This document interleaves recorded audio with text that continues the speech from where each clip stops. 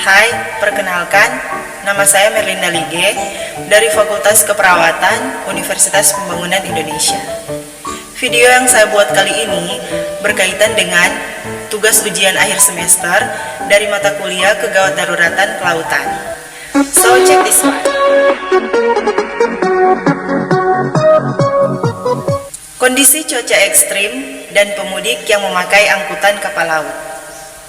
Menurut Departemen Pertanian Amerika Serikat, cuaca ekstrim adalah kejadian cuaca atau kondisi iklim yang tidak biasa dan dapat mengganggu kehidupan masyarakat dan ekosistem alam. Peristiwa ini bisa berlangsung singkat, seperti hujan lebat, tornado, siklon tropis, pembekuan, gelombang panas, dan banjir. Namun, ada juga yang bertahan lama, contohnya kekeringan dan kebakaran hutan ketika musim kemarau. Apa penyebab cuaca ekstrim? Penyebab cuaca ekstrim adalah khususnya yang terjadi di Indonesia. Bertiupnya angin dari benua Asia menuju benua Australia yang kemudian disebut dengan monsoon Asia. Selain itu, ada pula faktor lainnya, di mana perubahan suhu permukaan air laut Indonesia yang memicu mudahnya air menjadi uap. Lalu, uap yang terkumpul membentuk awan hujan di beberapa daerah di tanah air. BMKG menjelaskan bahwa ada beberapa penyebab tambahan terkait cuaca ekstrim di Indonesia, yaitu kemunculan Madden-Julian Oscillation atau MJO, gelombang Rossby, dan siklon tropis. Nah, dampak negatif perubahan iklim. Perubahan iklim berdampak sangat luas pada kehidupan masyarakat. Kenaikan suhu bumi tidak hanya berdampak pada naiknya temperatur bumi, tetapi juga mengubah sistem iklim yang mempengaruhi berbagai aspek pada perubahan alam dan kehidupan manusia. Beberapa contoh negatif perubahan iklim adalah gagal panen, cuaca ekstrim, dan meningkatnya wabah penyakit. Pada kesempatan ini, saya akan membagikan tips-tips keselamatan bagi para pemudik yang akan bepergian dengan menggunakan angkutan kapal laut. Pertama, pilihlah operator yang terpercaya.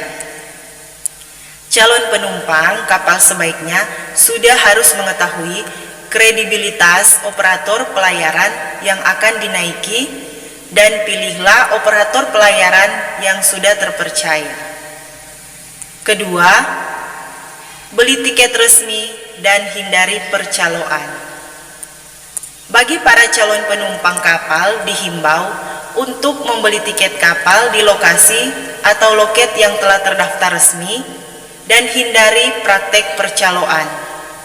Saat ini tiket kapal sudah bisa diperoleh secara online dan tersedia pula di sejumlah gerai minimarket yang pasti akan memudahkan para calon penumpang dan pastinya terjamin.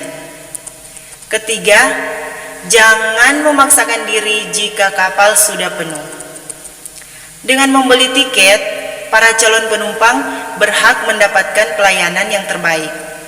Jangan memaksakan diri jika kapal yang dituju sudah penuh. Sebaiknya agar para calon penumpang menunda keberangkatan dan menunggu serta mengikuti jadwal kapal berikutnya. Keempat, patuhi aturan dan petunjuk keselamatan pelayaran. Demi keselamatan bersama, para penumpang kapal harus mematuhi aturan dan petunjuk keselamatan pelayaran di atas kapal. Pastikan setiap papan informasi keselamatan di atas kapal telah terbaca dengan baik, dan bila ada yang perlu ditanyakan dapat menghubungi ABK atau anak buah kapal. Kelima, ketahui letak jaket keselamatan. Setiap penumpang kapal diimbau untuk mengetahui letak jaket keselamatan yang dimaksud, dan juga harus mengetahui posisi jaket keselamatan yang ditempatkan di bagian mana. Sehingga bila terjadi hal-hal yang tidak diinginkan seperti musibah pelayaran, jaket keselamatan tersebut mudah dijangkau. Jaket keselamatan tersebar di beberapa titik seperti di bawah kursi maupun sudut kapal. Untuk lebih jelas di mana penempatan jaket keselamatan dapat ditanyakan kepada anak buah kapal tersebut. 6. Tetap tenang dan ikuti komando nahkoda serta ABK bila terjadi musibah pelayaran. Bila terjadi musibah pelayaran, penumpang harus tetap tenang, tidak panik, serta berpikir jernih, dan mengikuti instruksi dari nahkoda kapal serta anak buah kapalnya dalam prosedur keselamatan. Tinggalkan semua barang bawaan dan fokus kepada keselamatan jiwa. Selain tips untuk para penumpang kapal, Dirjen Agus juga mengimbau kepada operator kapal, terutama nahkoda, untuk memperhatikan faktor cuaca sebelum melakukan pelayaran. Pastikan operator kapal memenuhi aspek keselamatan kapal dan kapalnya dinaiki, yaitu dalam keadaan bagus atau baik. Nahkoda dapat menolak keberangkatan bila ditemui hal-hal yang melanggar aturan keselamatan pelayaran.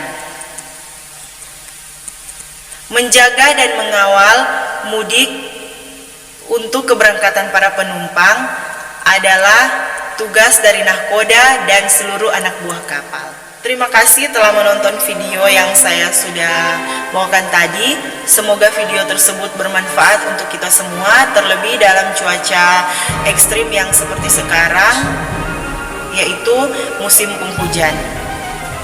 Pada kesempatan ini, saya juga akan membagikan pengalaman saya selama saya berkuliah di Universitas Pembangunan Indonesia.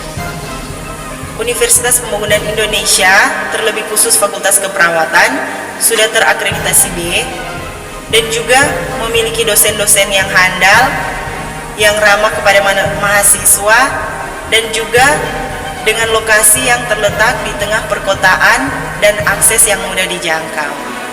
Terlebih, biayanya juga terjangkau. So, tunggu apa lagi? Come on, let's join with us di Universitas Pembangunan Indonesia. Terima kasih.